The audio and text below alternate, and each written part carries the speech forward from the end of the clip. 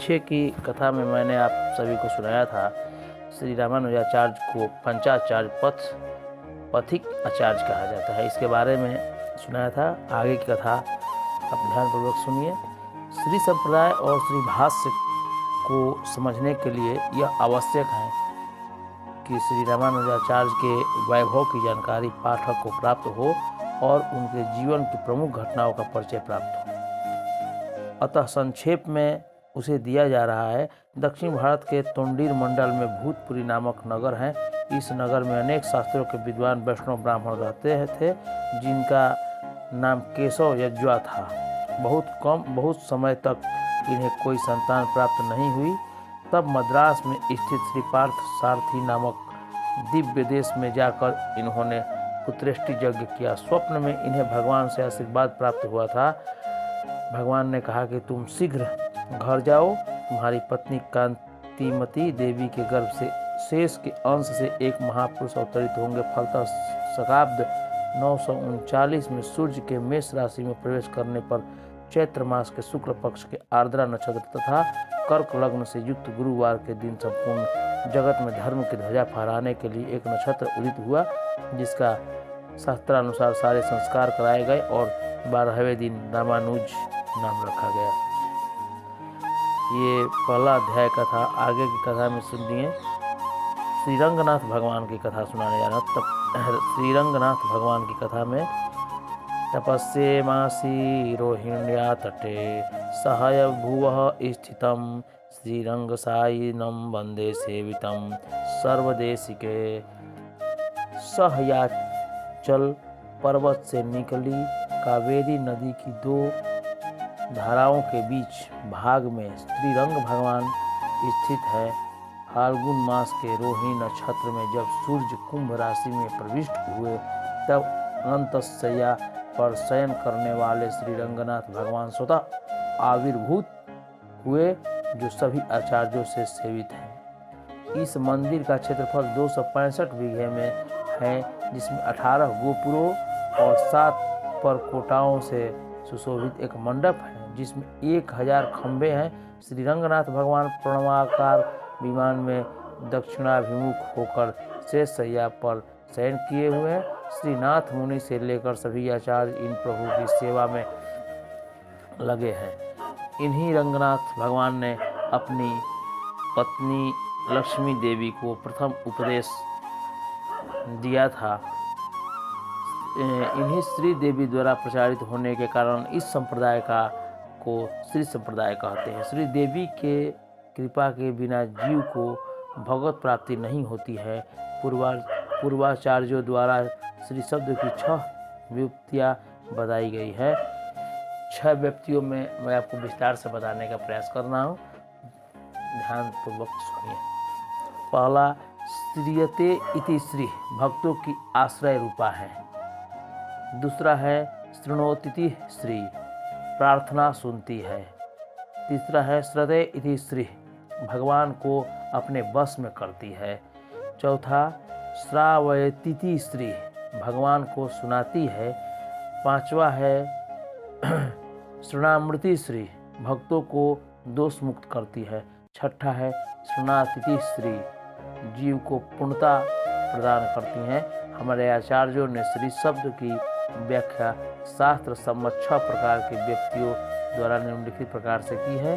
पहला है श्रीते इति श्री, अर्थात भक्त जनों द्वारा आश्रय रूप से स्वीकार की जाती है। इनके द्वारा अग्रसारण के बिना भगवान की कृपा प्राप्ति असंभव है, यानी कि संभव नहीं है। दूसरा जो है शृणोतिथि श्री, अर्थात जब कोई आर्त प्राणी श्री लक्ष्मी जी से प्रार्थना करता है, तब यह उसकी प्रार्थना सहानुभूति पूर्वक सुनती है। और तीसरा है श्रद्धे इति श्री, अर्थात जीवों की प्रार्थना को सुनकर सेवा द्वारा और अपने सौंदर्य से भगवान के अपने वश में करती हैं।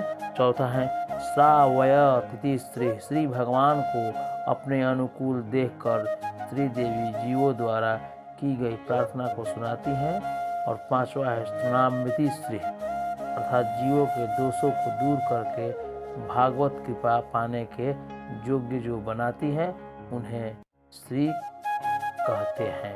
छठा है शरणार्थिति श्री। इसका तात्पर्य यह है कि जब शुद्ध होने के बारे में भी जब जीव की पात्रता संदिग्ध रहती है तो श्री देवी अपनी कृपा कटाक्ष द्वारा उसमें श्री भगवान के प्रति सद्भाव उत्पन्न करके जीव को पूर्णतः पात्र बना देती हैं।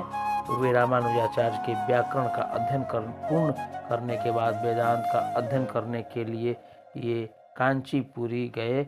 यहाँ श्री यादव प्रकाशाचार्य से के सानिध्य में इन्होंने शास्त्रों का अध्ययन किया। आगे कथा ध्यानपूर्वक सुनिए। पिताजी ने इनमें वैराग्य की प्रवृत्ति देखकर 16 वर्ष की अवस्था में इनका विवाह सुश्री रक्षकाम्बा से कर दिया। विवाहोपरांत ये पुनः अध्ययन के लिए श्री यादव प्रकाश के यहाँ चले गए। उस समय एक विचित्र घटना घटी। चोल देश के राजा की पुत्री ब्रह्मराक्षस का आवेश हो गया। झाड़ फूंक का काम कराने के लिए श्री यादव प्रकाश जी बुलाए गए।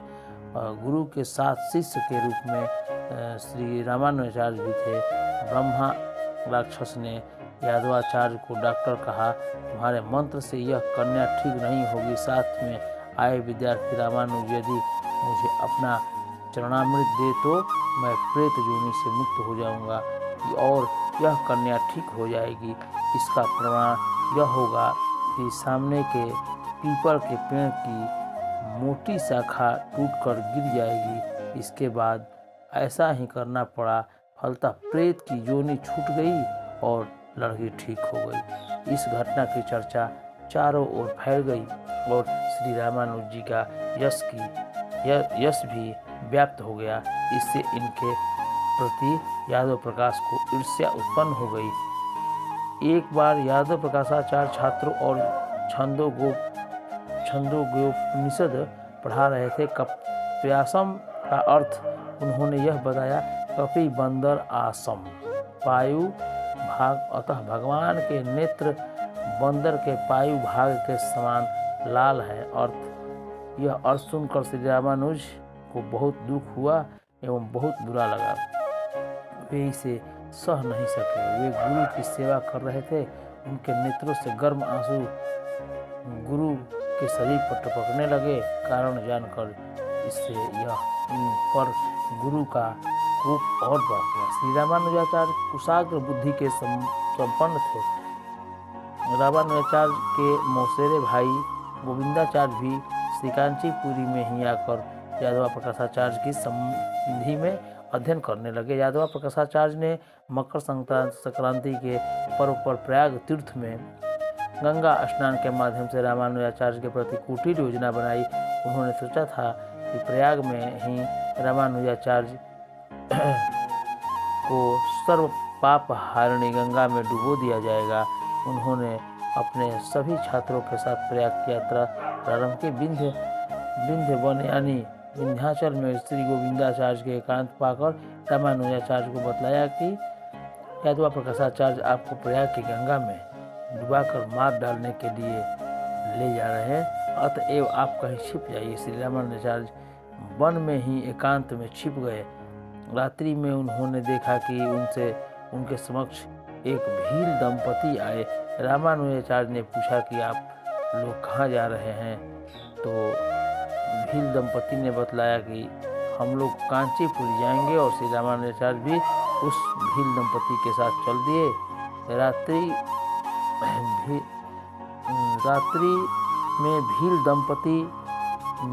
में भील पत्नी ने कहा कि मुझे प्यास लगी है, जल पिलाइए। तो भील पुरुष ने कहा कि सन्निकट में ही स्वच्छ जल है, प्रातः काल होने पर जल लाऊंगा और पिलाऊंगा। प्रातः काल होने पर श्री रामानुजाचार्य 3 अंजलि जल लाकर भील पत्नी को पिलाए। चौथी बार जब वे जल लाए तो भील दंपति उनके सामने से अदृश्य हो गए। सवेरा होने पर उन्होंने आते जाते लोगों से पूछा कि यह कौन सा स्थान है? तो लोगों ने बतलाया कि यह कांचीपुरी है। श्री रामानुजाचार्य घर आकर अपनी माता और पत्नी को सारा वृतांत बतलाए। श्री वरदराज भगवान के परम भक्त श्री रामानुजाचार्य के शिष्य श्री कांचीपुर स्वामी जी की आज्ञा से सालकूप से जल लाकर श्री भगवान वरदराज की सेवा करने लगे। एक बार श्री यामुनाचार्य कांचीपुरी में भगवान वरदराज का दर्शन करने आए तो श्री रामानुजाचार्य को देखकर उनके मन में आया कि ये महापुरुष विशिष्टा दैत्य दर्शनानुयायी हो जाते तो बड़ा अच्छा होता। इसके लिए उन्होंने वरदराज भगवान से प्रार्थना की। वे श्री रामानुजाचार्य से बातचीत इसलिए नहीं किए कि यदि यादव प्रकाशाचार्य जान जाएंगे तो फिर रामानुजाचार्य को नहीं पढ़ाएंगे। श्री यामुनाचार्य श्री रंगम जाकर उन्होंने स्तोत्र रत्न की रचना इस उद्देश्य से किया कि श्री भगवान श्री रामानुजाचार्य को श्री विशिष्टाद्वैत सिद्धांत में प्रविष्ट कराए। उन्होंने अपने शिष्य महापुण्याचार्य को स्तोत्र रत्न देकर उसे कांचीपुरी के वरदराज भगवान को सुनाने के लिए आदेश देकर भेजा। श्री महापुण्याचार्य जब श्री भगवान को स्तोत्र रत्न का पाठ सुना रहे थे, उसी समय श्री रामानुजाचार्य वरदराज भगवान की सेवा के लिए सालकूल से जल लेकर आए और स्तोत्र रत्न के चौपाई है कि कह श्रीय श्रियः परमात्मा स्वमा श्रयः कह पुंडरीकन्या पुरुषोत्तमः कस्यायुतायुत सत्यकलांशकांसे विश्वं विचित्र चितचित प्रविभागमृतम्। इस श्लोक को सुनकर उन्होंने श्री महापुण्याचार्य स्वामी जी से पूछकर जाना कि इस स्त्रोत से सच्चा श्रीमद यमुनाचार्य जी हैं। गाल आगे की कथा मैं आपको बताऊंगा। तब तक के लिए जय श्रीमन्नारायण, जय श्रीमन्नारायण।